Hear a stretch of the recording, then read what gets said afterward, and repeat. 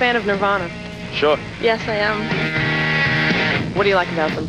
Just the way that they're... What if one of the most controversial songs ever released was actually trying to say the exact opposite of what people thought?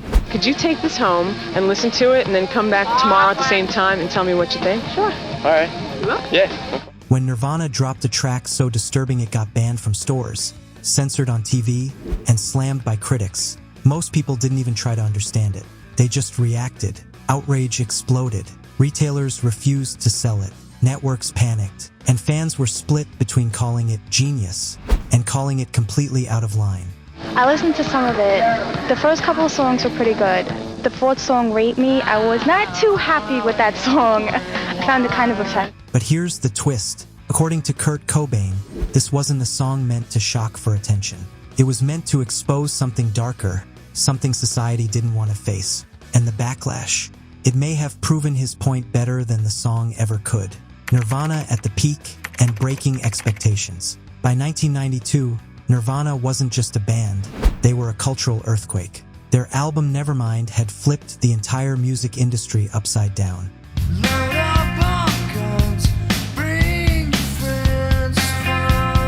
Overnight, glossy pop and glam metal were pushed aside, replaced by something raw, messy, and painfully real. Songs like Smells Like Teen Spirit turned Kurt Cobain into the reluctant voice of a generation. But that success came with a price. Suddenly, the world expected Nirvana to do it again. Another polished, radio-friendly album filled with hits. Bigger hooks, cleaner production, more mainstream appeal. And Kurt hated that idea. Instead of giving people what they wanted, Nirvana went in the opposite direction. Their next album, In Utero, wasn't designed to please. It was designed to confront. The sound was harsher, the lyrics more uncomfortable, and the tone almost intentionally difficult. This wasn't a band trying to stay on top. This was a band trying to push people away. And right in the middle of that album sat a track that would take things further than anyone expected. The breaking point, Kurt's frustration with misinterpretation. The real breaking point for Kurt Cobain wasn't fame. It was being completely misunderstood. Take Polly from Nevermind. It was written as a haunting story meant to highlight violence and trauma, but some listeners twisted it into something it was never meant to be. Instead of hearing the warning, they missed the point entirely. And it wasn't just one song. Tracks like In Bloom were literally about people who loved the music.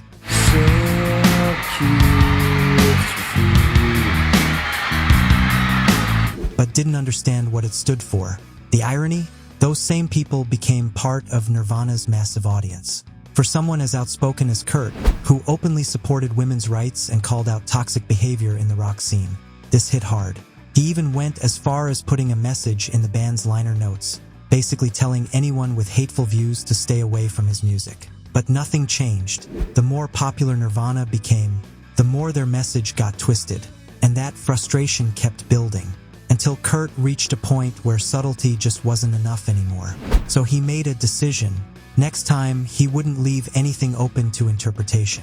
The creation, a song designed to be uncomfortable. So instead of writing something subtle, Kurt Cobain did the exact opposite. He created a song that was impossible to ignore and even harder to sit through. Written during the early sessions leading up to In Utero, the track started with a simple, almost familiar guitar riff. But everything about it was intentional, the repetition, the bluntness, even the title itself. Kurt later admitted he felt almost embarrassed having to be this direct, but he believed he had no choice. This time, there would be no metaphors to misread, no poetic layers to twist. The message was raw, confrontational, and painfully clear. At its core, the song was written from the perspective of someone refusing to be broken, turning pain into defiance. It wasn't about glorifying anything dark, it was about calling it out, head on. Kurt even pushed a bigger idea behind it, that instead of constantly telling victims how to protect themselves, society should be asking why these things happen in the first place. But by making the message so blunt, he also made it dangerous. Because once people heard it, many wouldn't stop to understand it. Hidden layer media, fame, and personal attacks. But the song wasn't just about one issue. There was another layer hiding underneath, and it was a lot more personal. By this point, Kurt Cobain felt like his entire life had been put under a microscope. His relationship with Courtney Love was constantly dragged through headlines, especially after that explosive Vanity Fair article that painted them as reckless and out of control. Rumors spread fast, stories got twisted, and suddenly, deeply personal moments were being turned into public spectacle. Put down the cigarette. I'll take it. Bye, Kevin. Kurt saw it as a different kind of violation, not physical but invasive in its own way. Some believe parts of the song's lyrics may have been aimed at the media itself, or even people close to the band who were allegedly leaking private details. Nothing was ever fully confirmed, but the timing raised a lot of questions. To Kurt, it felt like everyone wanted something from him. Fans, executives, journalists, and none of them cared about the cost. And that frustration started bleeding into the music. Because now, the song wasn't just confronting one kind of harm, it was pushing back against all of it. MTV Incident, the almost banned performance. Then came the moment that nearly blew everything up, live on national TV. In 1992, Nirvana was invited to open the MTV Video Music Awards, one of the biggest stages in music. The band wanted to debut their new, controversial track. MTV immediately panicked. Executives were terrified that airing a song with that title would spark backlash, so they shut it down completely. The band was told, no exceptions, you cannot play that song. Instead, they were pushed to perform Lithium. Reluctantly, they agreed. I'm so happy, 'cause today found my friends. At least on paper. But when the cameras rolled, Kurt Cobain stepped up to the mic and started playing the opening chords of the band track anyway. For a few seconds, chaos erupted backstage. Producers scrambled. Fingers hovered over the cut button. No one knew if they were about to air something they had just forbidden. And then, just as quickly, Nirvana switched into Lithium like nothing happened. It was a perfect moment of rebellion. A warning shot, because if MTV thought they could control Nirvana, they were about to realize they couldn't control what came next. Censorship and public backlash. When In Utero finally dropped in 1993, the reaction was immediate and messy. Major retailers like Walmart and Kmart refused to stock the album at all. Not because of the music itself, but because of that one-track title and the disturbing artwork on the back. To them, it was too much. A clean version had to be created just to get the album into stores. The cover was altered, the title was censored, but the song stayed exactly the same, which meant anyone who bought it still heard the full and censored message. Critics didn't hold back either. Some claimed the song was nothing more than a cheap attempt to stir controversy. Others argued it crossed a line that shouldn't be touched in music at all. And fans were split right down the middle. Some defended it as bold and necessary, while others dismissed it as offensive noise with no real meaning. But here's where it gets ironic. In trying to censor the song, the industry focused entirely on the word and ignored what it was actually saying. And in doing that, they may have proven Kurt Cobain's point better than he ever could.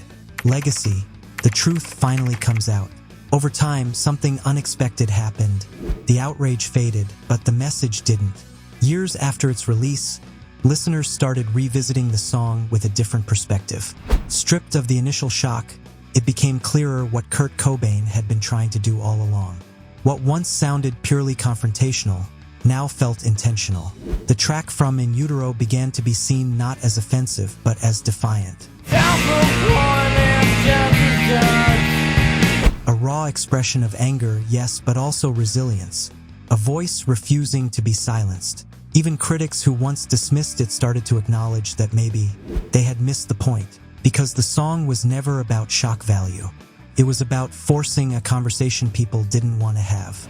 And in a strange way, the backlash helped cement its legacy. It proved that society was more uncomfortable with the language than the issue itself. Today, the song stands as one of the boldest statements Nirvana ever made. Not because it was easy to hear, but because it refused to be ignored. In the end, this song became more than just a track on an album. It was a mirror held up to society, showing what people were willing to face and what they weren't. Kurt Cobain didn't write it to shock. He wrote it to speak a truth that was too uncomfortable for most to hear. And ironically, the very outrage it caused only proved his point. Sometimes, the songs that say too much are the ones the world needs the most.